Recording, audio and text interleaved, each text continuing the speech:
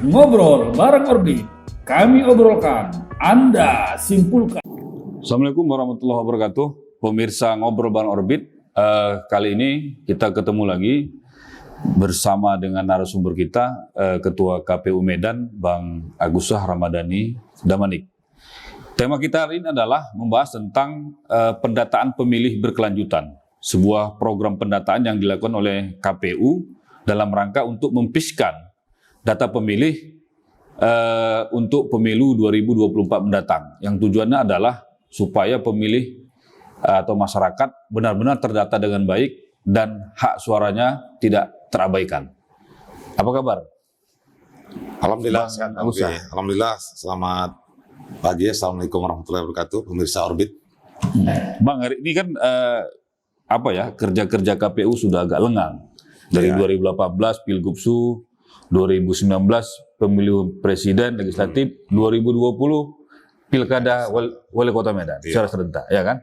Nah, ini kan sudah agak lengang ini artinya kan waktu itu. Nah, sekarang ada program kita dengar, Bang, KPU melakukan pendataan pemilih berkelanjutan. Ya. Nah, ini kita ketahui bersama persoalan pendataan pemilih ini kan persoalan klasik. Artinya selalu dari pemilu ke pemilu ini jadi komoditas politik, jadi persoalan yang ujung-ujungnya nanti akan mengorbankan penyelenggara. Ya, artinya pendataan tidak valid, ya kan? Artinya ada yang menyengajakan untuk incumbent dan segala macam. Nah, apa sih sebenarnya, Bang, pendataan berkelanjutan ini dan tujuannya apa sebenarnya? Baik, terima kasih Bang PI. Jadi perlu juga saya sampaikan ya, mengambil kesempatan juga bahwa kerja-kerja KPU itu mungkin banyak yang melihat, oh ini nggak ada pemilu, nggak ada pilkada, ini nggak ada kerjaan, gitu ya kan. Tapi sebenarnya kita banyak kegiatan gitu. Jadi sebelum masuk ke tadi ya, kita di KPU ada kami sebut kegiatan non pemilihan, ya, non pemilihan atau non pemilu. Tidak ada, belum masuk tahapan penyelenggaraan pemilu, kita punya program kegiatan. Ya misalnya pemutaran berkelanjutan tadi. Ya. Di samping itu ada juga kegiatan kita pendidikan pemilih. Gitu. Kita punya rumah pintar pemilu juga. Kita juga rencana akan melakukan kegiatan untuk kelurahan percontohan juga gitu. Kita akan lakukan itu. Kemudian kita juga melakukan riset penelitian. Dan yang paling penting juga melakukan persiapan pemilu yang akan datang, pemilu 2024 dan lain-lain, banyak rutinitas kita. Dan untuk pemutaran kegiatan pemutaran data berkelanjutan itulah yang sedang sekarang kita fokuskan, ya. Nah, apa itu pemutaran data berkelanjutan? Itu adalah kegiatan KPU yang mengelola kita, ya. Kita memelihara, mengelola data pemilih, ya. Itu di luar tahapan pemilu atau pemilihan, itu kita kerjakan secara berkelanjutan dan dengan melibatkan seluruh pemangku kepentingan yang ada, ya, dan termasuk peserta pemilu, dan itu perintah dari undang-undang. Ya, kita wajib untuk melaksanakan pemutaran data berkelanjutan. Jadi perbedaannya, kalau kita pernah menganut juga sistem predict list, ya ada pemilu kita kerjakan pendataan pemilih setelah pemilu selesai, ya kan. Sumber datanya juga berdasarkan data kependudukan. Sekarang terkombinasi. Jadi kita tidak ada tahap pemilu kita kerjakan, ya kan, atau non pemilihan saya katakan tadi, dan sumber datanya tidak hanya berasal dari DP4. Tapi kita menampung masukan, ya, tanggapan dari masyarakat terkait dengan perbaikan, ya, data-data pemilih. Ya, ada beberapa hal, ya, yang kita ingin masukkan dari masyarakat ini. Ada kalau yang ada pemilih yang belum terdaftar, ya, kemudian bisa kita daftarkan, ya kan. Kemudian yang 17 tahun yang meninggal dunia berubah status, pindah domisili dan lain-lain. Itu yang kita himpun data itu, kita masukkan dalam format data berkelanjutan. Dan kita libatkan semua pihak di sini. Ini terus kita lakukan, dan kemarin kita sudah berkomitmen dengan pemerintah daerah. Nah, kemarin katanya akan ada MOU, Bang. Itu Betul. dengan wali kota dan dengan Pemko Medan ya, dan orang kampung kan sudah beraudensi dengan Pak Wali. Pak Wali kan dalam di berita kita melihat mendukung, mensupport kegiatan pemilihan pendataan berkelanjutan ini. Dukungan itu dalam bentuk apa? Apakah dia mempersiapkan perangkatnya untuk berkoordinasi dengan KPU, ataukah dia menyiapkan anggarannya untuk ikut berpartisipasi pada pendataan ini dalam rangka apa? Dan MOU itu dalam bentuk apa kira-kira, Bang? Ya, alhamdulillah pemerintah daerah kita, Pemko, ya wali kota mengapresiasi, mendukung kita dalam kegiatan ini. Ya, kemarin sudah disampaikan beliau. Bentuk dukungannya banyak hal, termasuk anggaran dan fasilitasi kegiatan kita. Ya, dan ini kita sedang menyusun agenda kerja kita, agenda kerjasama kita ya dengan pemerintah.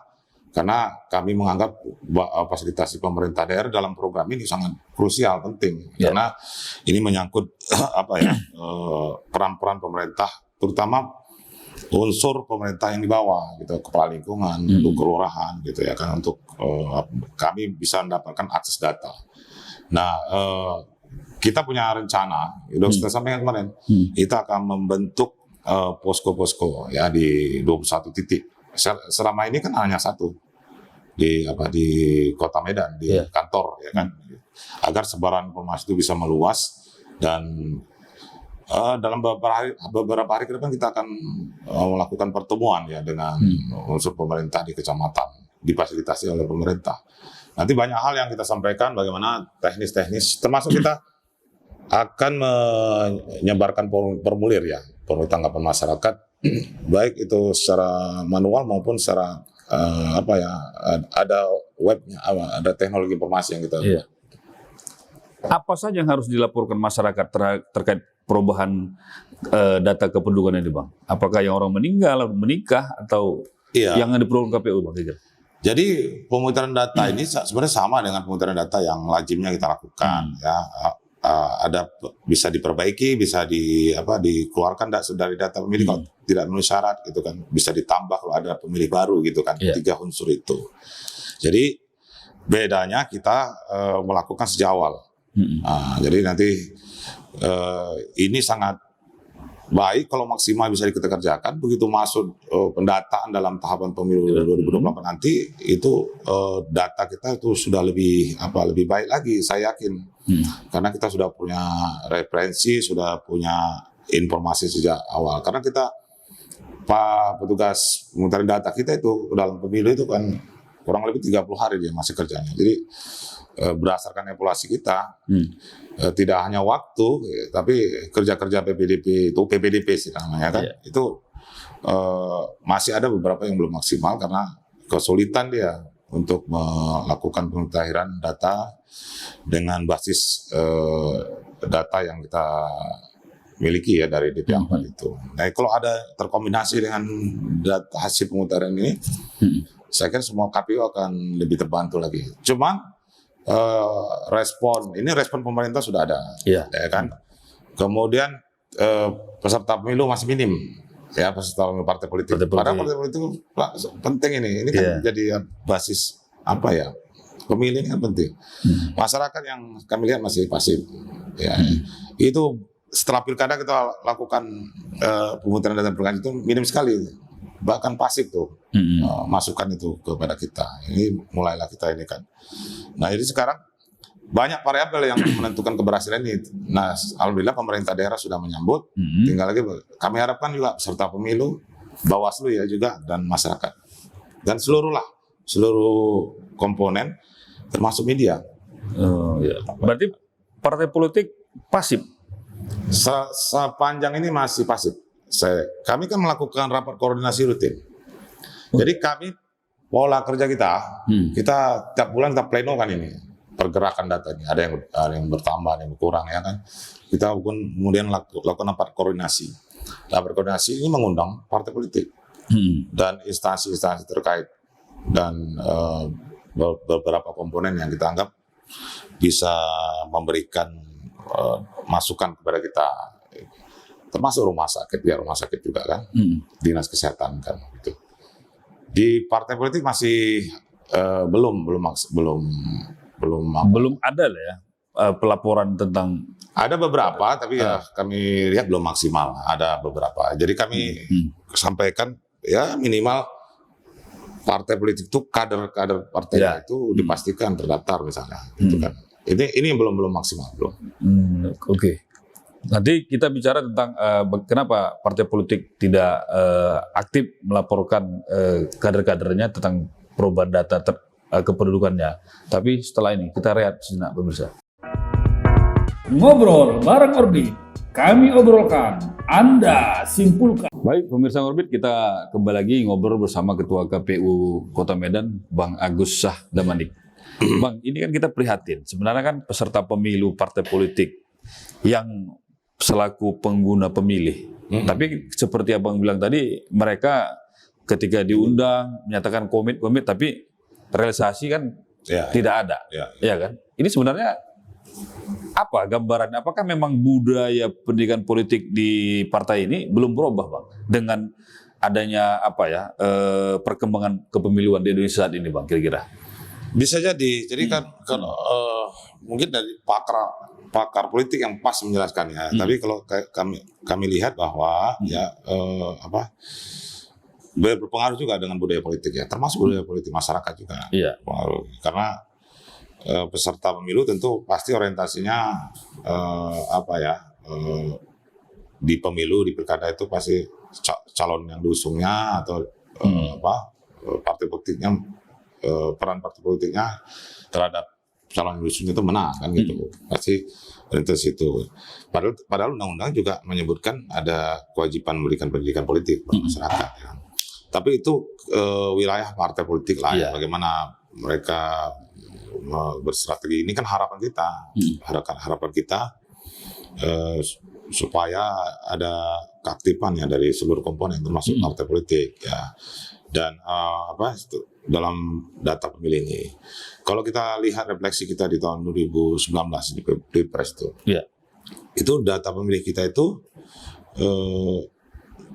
dipersoalkan di tingkat nasional ya, di tingkat nasional.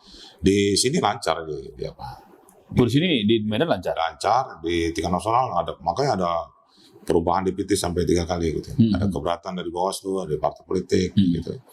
Jadi kalau saya lihat ini tradisi atau apa namanya, atau kebiasaan ya. Soal data ini nggak menjadi perhatian serius, tapi nanti begitu menjelang itu kemudian menjadi isu nasional lah ya. Kemudian masyarakat juga begitu. Kesadaran masyarakat juga belum ada, Bang, ya, melaporkan perubahan data kependudukannya. Ada beberapa lah, Cuman yang harapan kita apakah mungkin, makanya kami evaluasi juga, apakah KPU-nya yang belum masif yang memberikan sosialisasi kepada masyarakat atau masyarakat yang cuek gitu ya kan. Nah makanya kita coba menyentuh sampai tingkat bawah nanti. Kita coba bekerja sama dengan kepala lingkungan ya, dengan dengan fasilitasi pemerintah kota. Itu supaya informasi itu bisa langsung ke basis yang kita inginkan ke masyarakat gitu. Jadi memang ini masalah data ini isu klasik seperti yang bilang itu. Jadi dia begitu kita melakukan pendataan, responnya biasa-biasa selalu kan. Tapi begitu menjelang atau begitu ada kepentingan di situ, baru ribut. Muncul ya. Nah, kita pemungutan data berkelanjutannya mengantisipasi itu juga. Jadi makanya kita beranjak pada sistem keluar dari sistem product list. Ada pemilu saja baru. Jadi sebelum pemilihan kita kerjakan pendataan ini. Jadi itu salah satu mengantisipasi potensi masalah juga. Kalau sejak dini sudah kita deteksi persoalannya kan nanti pada saat pencoklitan dan sebagainya, dan DPS, DPT itu sudah bisa tersaring. Cuma masalahnya itu saja, KPU nggak bisa berjalan sendiri. Harus bersama dengan pemangku kepentingan ya? Iya, pasti makanya. Seluruh pemangku kepentingan yang mau mendukung kita sangat berterima kasih. Ada nggak juklak yang di KPU pusat sebagai secara nasional terkait program pendataan berkelanjutan ini, Bang? Artinya bisa dicontoh seluruh KPU kabupaten kota, ataukah KPU kota sendiri berimajinasi, berinovasi, melakukan kerjasama untuk ini? Iya, Jumlahnya ada. juknisnya itu kita ada, tapi memandu kita sebagai kita untuk melangkah, misalnya buat kebijakan. Gitu ya. Misalnya kita memplenukan sebulan sekali hasilnya, kemudian kita berkoordinasi dengan seluruh pemangku itu ada perintahnya, berkoordinasi dengan pemangku kepentingan, kemudian meminta masukan tanggapan dari masyarakat dengan menerbitkan pengumuman dan sebagainya. Itu ada aturan-aturan seperti juknisnya seperti itu, tapi bagaimana teknis Itu tadi, Bang, teknisnya. pelaksanaan itu tuh kreativitas kita, termasuk misalnya melakukan MOU dengan pemerintah daerah, itu termasuk diserahkan kepada kita, KPU kabupaten dan kota. Ya, bagaimana bisa mendapatkan akses informasi kepada para pemangku kepentingan ini. Itu makanya kita rapat koordinasi itu tingkat daerah itu kita lakukan rapat koordinasi itu membahas itu. Kita butuh ini misalnya kita butuh berkelanjutan ini kan apa yang kita inginkan, masukkan datanya. Misalnya kalau ada yang belum terdaftar sebagai pemilih, itu bisa dilaporkan. Kemudian kalau ada perubahan identitas, kalau kemudian ada pemilih baru, gitu, pemilih pemula, atau pemilih yang sudah 17 tahun, ada keluarga yang meninggal, pindah domisili, gitu. Nah ini pasti banyak terjadi. Betul. Nggak mungkin data kita nggak bergerak. Nggak mungkin data kita nggak bergerak. Kalau ada yang nggak bergerak itu berarti suatu wilayah itu gimana itu? Itu saya kira secara teoritis nggak mungkin.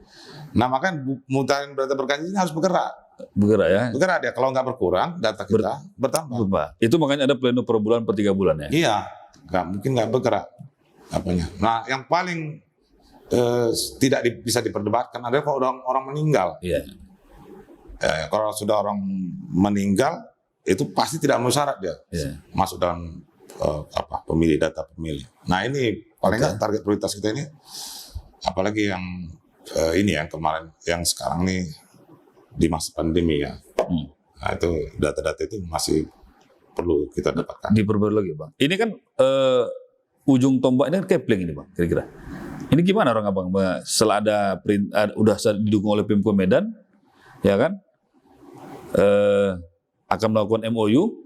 Ini informasi yang paling diharapkan dari Kepling atau dari masyarakat? Nah, jadi polanya ini sedang kita bincangkan ya. Kalau kita melihat kabupaten lain ya di Indragiri itu saya sampaikan contohnya. Itu kepala lingkungannya aktif untuk mendata warganya, khususnya yang meninggal dunia, dilaporkan ke bagian pemerintahan kotanya. Kemudian data itu diakses oleh KPU sana. Kemudian digunakan lah untuk memutakhirkan data ini. Nah, itu model-model yang tapi itu tergantung pemerintahnya, pemerintah kotanya bagaimana polanya. Apakah kita kemudian kalau kita langsung jemput bola ke seluruh kepala lingkungan agak sulit kita. Nah ini apakah camatnya atau bagian tata pemerintahnya, apakah di Sdukcapilnya yang mengelola itu, inilah sedang kita bahas. Makanya kemarin kita pertemuan itu kita lagi menyusun teknisnya untuk yang penting bagi kita prioritasnya KPU dapat akses. Mendapat informasi dari Capil apakah dari Tapem, dari mana akses data-data yang mau dimutakhirkan. Nah itu kan kita menyerahkan pola di pemerintah kota, garis instruksi, garis perintahnya kan ada mereka yang tahu. Gitu dia. Nah sejauh ini Bang, dari pendataan ini ada nggak perubahan terhadap data pemilih? Ada, ya kita sudah ada pertambahan sekitar 15.000 ya pertambahan data kita. Jadi data kita bergerak sekarang 1.601.001 ya, ini yang yang terakhir ya, yang terakhir bertambah lah sekarang sekitar 15.000 dari itu sudah bertambah. Jadi jumlahnya 1.616.251. Jadi data yang masuk itu ada yang terkurangi gitu kan karena tidak memenuhi syarat. Ya. Ada yang bertambah pemilih baru. Jadi ini sudah bertambah yang pemilih barunya ya cukup banyak ya. 15.000. 15.000 itu sudah bergabung lah semua itu, ya kan? 15.000 sekitar itu. Jadi pergerakan ini bisa berubah nanti juga. Sampai nanti pada Nanti termasuk kita minta data mutasi tadi. Oh, Mutasi kependudukan masuk dan keluar. iya. Ini kan bergerak terus ini. Memang mengerjakan data pemilih yang ini ya. Agak rumit, Bang. Iya. Makanya kalau ada bantuan dari banyak pihak, nah kita itu. Termasuk media. Kami harapkan media Orbit ini juga membantu kita mengkampanyekan pentingnya. Ya kan sangat penting dia. Yeah. Data berkelanjutan itu dimutakhirkan dikerjakan sebelum pemilu. Begitu ada pemilu kita sudah punya bahan. Karena begini ya, kita tidak bisa berharap juga dengan database kependudukan, ya kan? Kalau database kependudukan itu semakin valid akan semakin mudah, ya KPU bekerja. Nah, makanya banyak kelemahan ya di sistem data kependudukan juga ada kelemahan. Banyak kelemahan juga ya. Di tempat kita juga ada kelemahan. Salah satu kelemahan yang muncul kan dia di Sdukcapil kan pasif ya. Kalau orang masyarakat nggak lapor, dia nggak akan ini ya? Nggak akan dicoret tuh. Lengket dia di data kependudukan itu. Orang meninggal pun nggak akan coret kalau nggak dilapor ya? Iya, makanya itu di situ. Makanya kita kombinasikan. Kita nanti tetap juga kita pakai DP4, tapi kita punya kombinasikan dengan data yang data ini. pembanding. Oh, begitu. Di luar DP4. Nah, itu. Jadi kalau ini dikerjakan kerjasama yang bagus, hasilnya pasti bagus. Berkolaborasi lah ya. Iya kan? Iya, betul. Kan KPU udah boleh bilang berkolaborasi. Oh, bisa sekarang. Dulu kan belum bisa waktu pilkada ya kan. Baik, kita istirahat sejenak. Ngobrol bareng Orbit, kami obrolkan, Anda simpulkan. Baik, pemirsa Orbit, kita ngobrol lagi bersama dengan Ketua KPU Medan, Bang Agus Sahramadani Damanik.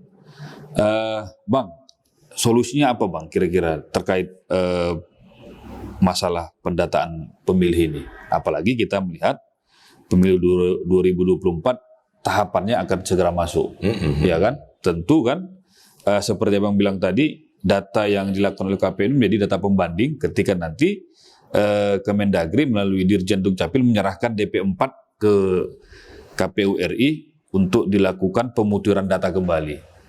Kira-kira gimana Bang? Sesuai dengan pengalaman Abang lah ya? Ya, kita sudah mengerjakan beberapa pilkada pemilu ya.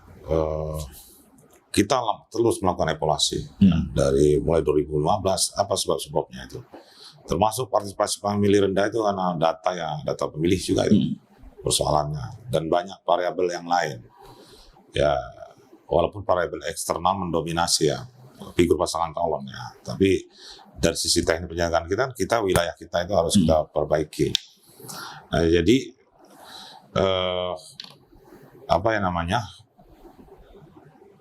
paling tidak ya kalau kita ekspektasi kita sempurna, pendataan kita itu memang nggak sulit lah kita menyatakan nanti DPT kita sempurna, tidak.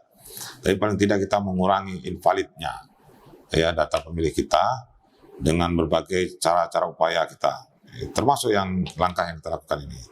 Jadi secara berdasarkan pengamatan dan pengalaman kita sebagai penyelenggara, ada beberapa hal yang mesti dilakukan ya sebagai alternatif solusi ya kan. Pertama adalah adanya dukungan. Pertama itu dulu ya, dukungan kepada KPU. KPU kan yang memutakhirkan data. Dukungan kepada KPU dari pemerintah, dari pemangku kepentingan yang lain, termasuk peserta pemilu. Sama-sama kita perhatikan data pemilih. Kami siap dikoreksi, siap diberikan masukan. Dan kalau kerjasama ini kuat, dan aktif kerjasamanya, itu akan mudah itu semua urusan pemudahan data kita. Yang berikutnya, kemudian ada harapan kita masyarakat aktif. Minimal dia mengecek keberadaan dirinya, apakah sudah terdaftar, minimal itu daftar sebagai pemilih atau belum. Kita punya mudah kok mengakses informasi itu, ada website kita, ada sosialisasi kita. Kalau melihat kerja KPU itu kan bisa dilihat dari dari website kita udah muncul itu segala informasi. Kemudian adanya regulasi yang cukup lah ya, regulasi yang cukup ya, yang mungkin ini di tingkat nasional ya, Pengambil keputusan ya, nasional itu bagaimana lembaga-lembaga negara itu ya memberikan dukungan mereka kita itu, misalnya ya dinas kependudukan, tentang kebutuhan KPU terhadap akses data kependudukan. Jadi yang itulah faktor-faktornya. Tapi kalau masyarakatnya aktif, peserta pemilunya, kan ini aktor pemilu ini kan gitu ya, penyelenggara pemilu aktif, peserta pemilu aktif, masyarakat aktif, kemudian pemerintah dukung, memfasilitasi, jadi mudah-mudahan. Jadi jangan KPU saja yang diserahkan untuk memutarkan data itu ya. Tapi kita anggap ini suatu bukan kita anggap ya, memang ini suatu kepentingan bersama. Pemilu, pilkada, termasuk data pemilih, menentukan kualitas pemilu pilkada itu ditentukan juga datanya. Data yang valid ya. Akurat, valid. Nah, itu datanya diukur dari salah satu pendata. Nah, terakhir tadi kita mendengar bahwa guna meningkatkan partisipasi pemilih itu KPU membuat program adanya kelurahan-kelurahan yang jadi percontohan, Bang. Nah, itu Bang, apa saja tadi Bang kira-kira Bang? Ya, ada kelurahan peduli pemilu. Kalau di kabupaten desa peduli pemilu, ya kan. Ini salah satu program. Ya, ini adalah turunan atau kebijakan dari KPRI juga. Ya, kita eksekusi di kabupaten, di daerah. Ya. Dan kita ini sudah dapat dukungan juga dari pemerintahnya. Nah, dan kita juga punya program, KPU punya program ini untuk melakukan pemetaan di mana kita letakkannya kelurahan peduli pemilih tadi. Jadi kita sudah memetakan dengan 3 variabel penentunya. Kita ambil dari wilayah atau kecamatan yang rawan bencana. Nah, itu kita letakkan di Belawan karena sering banjirop kan. Banjirop. Kemudian Helvetia. Helvetia ini kita lihat potensi konfliknya tinggi. Karena kemarin itu kan bermasalah itu kecamatan PPK dan sebagainya. Dinamika politiknya cukup tinggi. Kalau kita cermati Helvetia nih. Kemudian Maimun ini partisipasinya rendah, paling rendah. Maimun. Rendah. Dan ini kita sudah riset juga. Kenapa kita tentukan ini? 3 variabel. Kita sudah tahu nih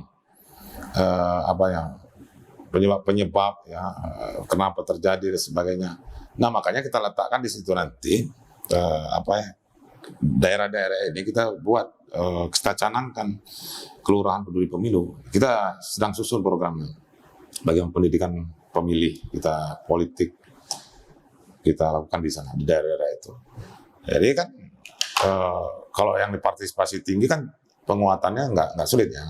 Kalau partisipasi rendah, yang rawan bencana, yang yang potensi konflik tinggi ini yang perlu diadvokasi terus.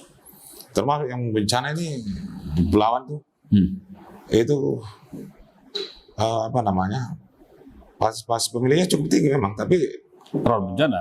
Iya, harus diberikan pemahaman juga bahwa banyak hal yang kita lakukan sana, termasuk pemetaan pembentukan TPS-nya dan sebagai termasuk penguatan BIMTEK penyelenggaranya di sana, memberikan pemahaman kepada masyarakat. Ini penting sekali. 3 tempat ini rencana dalam waktu dekat kita lakukan sebelum masuk tahapan pemilu 2014. Oke.